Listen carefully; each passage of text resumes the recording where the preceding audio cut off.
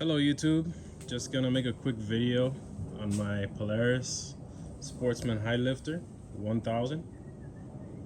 Just want to show what I've done to it so far for all of you guys that have this bike and want to add parts to it and stuff like that, you know. So currently I've got the Bab Industries snorkels in satin black. I got right there the DS18 6-inch speakers with their 600 watt amplifier. Got some light bars. This bumper has holes already made into it from stock, so I just got a light bar that has the these movable brackets or whatever, so you can just like move it wherever you need the hole to be or the mount to be, and it works perfectly on this bumper. That's, I think, a 24 or a 22-inch light bar, I'm not too sure. But so the stock winch had gone out, it stopped working, it got water inside of it through here, through where those seals are. It has like rubber seals around this, has rubber seals over there. The stock winch, it got water in it, and the little connector box as well, that box goes bad over time.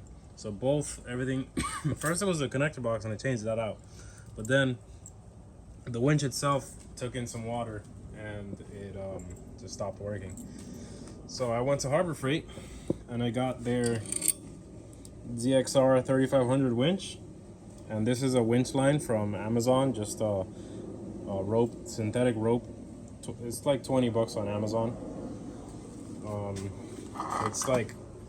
The rope is more capacity than the winch, and I only did that so that the rope doesn't break, because either way I got this winch at the Harbor Freight, and I got the warranty with it, you know. So if the winch ever does break on me one more time, you know, I'll just get it warranted, so it's no big deal.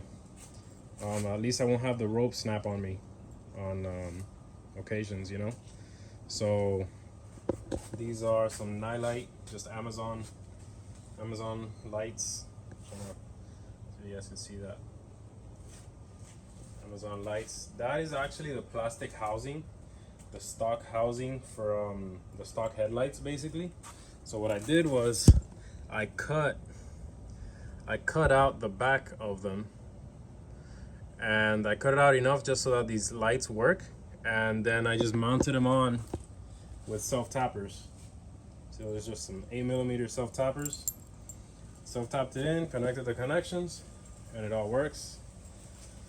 This 4-wheel drive King light bar, also from Amazon, mounted up nicely. So there's a good amount of light at night. This light bar here is a little bit off. It's not perfectly centered. That's why it's like a little weird, but I mean, who cares? It's an off-roader. So I got some 34 Assassinators on MSA wheels.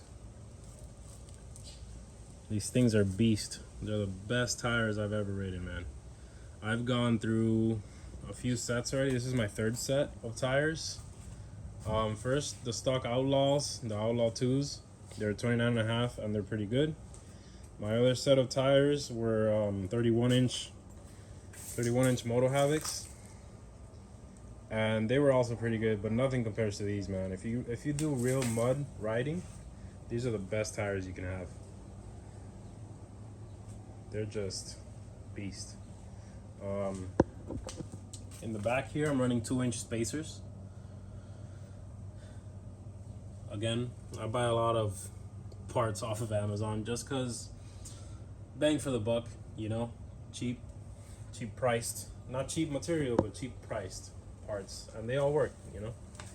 At the end of the day, it's just an ATV. 1.5-inch spacers in the front. Rhino 2.0 axles up front. I snapped my front axles many times. I got a Razor 900 front diff, also blown the diff, especially on these tires. These diffs do not last.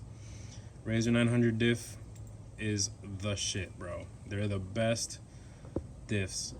This thing is not giving me any problems. And I've ridden hard on this thing with these 34s. No problems at all. The stock diff, I've gone through 3 stock diffs. Stock Sportsman diffs. And they always blow. And these Rhino 2.0s have been pretty damn good too. No problems on those. And they have good warranty. I actually broke one like the first day I rode this bike with the axles on, and they warranted it right away. But that day I also bent a tie rod, so pretty sure it wasn't the axle's fault. It was a tie rod that bent, created too much angle, and then it snapped. It actually snapped this one because that tie rod right there was bent. That's a new tie rod as well. 2-inch bracket lift in order to run these 34 Assassinators. And I cut a lot on these plastics. I mean, a lot, just to run these rims. Well, I mean, not rims, I'm sorry, tires.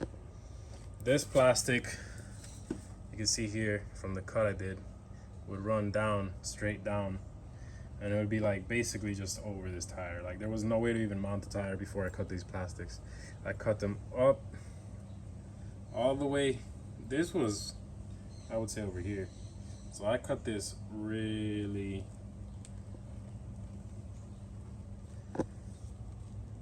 freaking a lot, you know. So this is like a Honda JDM thing. I got the idea off a buddy. He's like, yo, why don't you just put the freaking rubber bands that they have for these Hondas, these racers all use. And you know what, it's worked out because I had to cut off the clip. There here used to be a clip, and I cut that clip off just to run these tires on a 2-inch lift and nothing else. These light whips came from eBay. They're 5 foot light whips. These brackets are custom made. If you actually want these brackets, hit me up and I can quote you on a price. I can make different kinds of brackets. I can make them attached together. I can make them just like that. You guys let me know. I can make any sheet metal work. You guys could just message me and I'll ship it out to you guys. Work out a deal.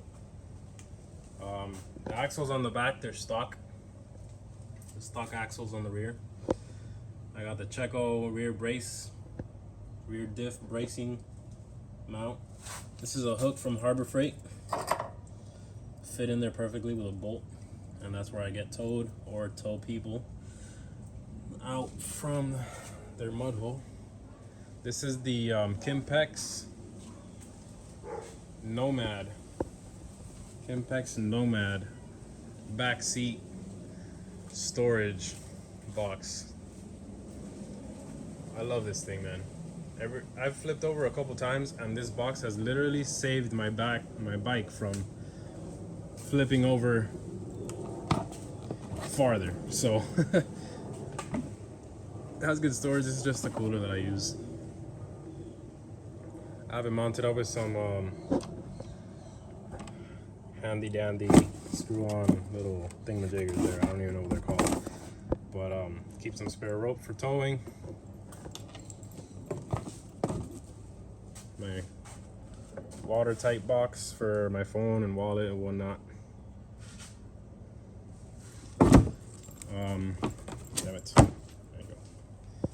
So let's see what else. I'm gonna make a video just on those speakers, so you guys could hear them, and that'll be another video though. But yeah, I mean, so far I think that's about it.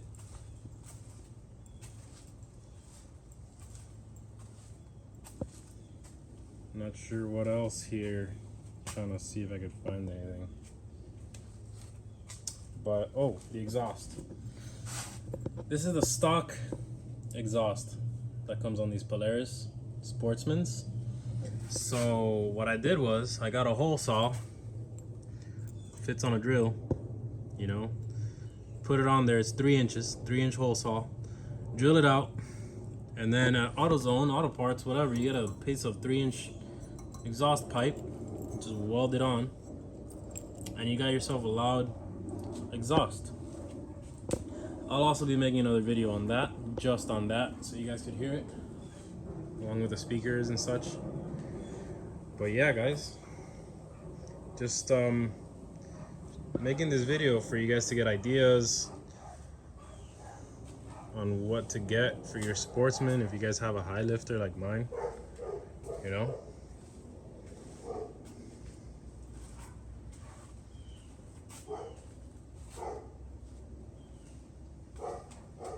Speakers are mounted up to this plastic. You guys can see that there. And then this plastic, without these bolts, when I had first mounted these speakers on, it would shake everywhere. But this plastic, I got some bolts, ran them through basically. They're just some stainless bolts so they don't rust. Ran them through, put a big washer and a nut on the other side, and you're all set. Now this doesn't go nowhere. Same thing on the other side. So yeah, that's my Highlifter. Thanks for watching, guys.